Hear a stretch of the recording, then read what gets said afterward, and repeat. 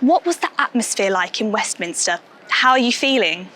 I found that experience absolutely incredible. I'm still trying to process the fact that I was inside the Abbey on such a historic occasion.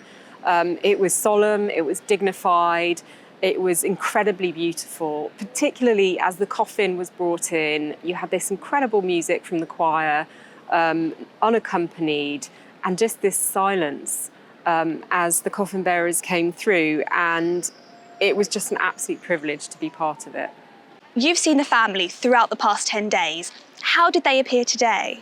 I thought the royal family were remarkably composed. They looked very solemn, they looked very sad, but they obviously, were putting on a brave face for this occasion. And considering they walked behind the coffin, many of them in procession, and then had the eyes of the world on them, they did incredibly well.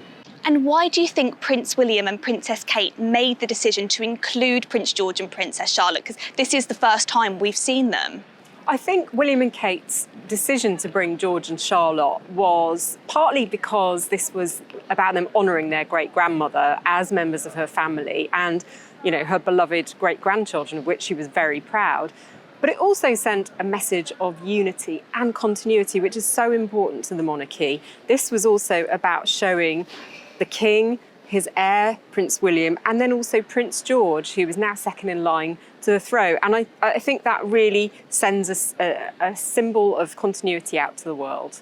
And do you think it would have been a difficult decision for them to make? I think William and Kate will have thought long and hard about this. Obviously, they're very mindful of their children's privacy. And William, having gone through the funeral of his own mother at a young age and understanding the difficulties that caused him and his brother, will have been very careful about this decision. I think it was really interesting that they chose to walk alongside the children in the procession. On the order of service, we understood that the children would be walking behind their parents, but in fact they walked four abreast. And I think that was a very protective gesture from William and Kate. And where do you think Prince Louis was? Do you think he would have watched the ceremony at all? I think Prince Louis, at 4 years old, is probably too young to really understand what has been going on over the past 10 days. I imagine he was being very well looked after, perhaps by the nanny that the Prince and Princess of Wales have had for many years.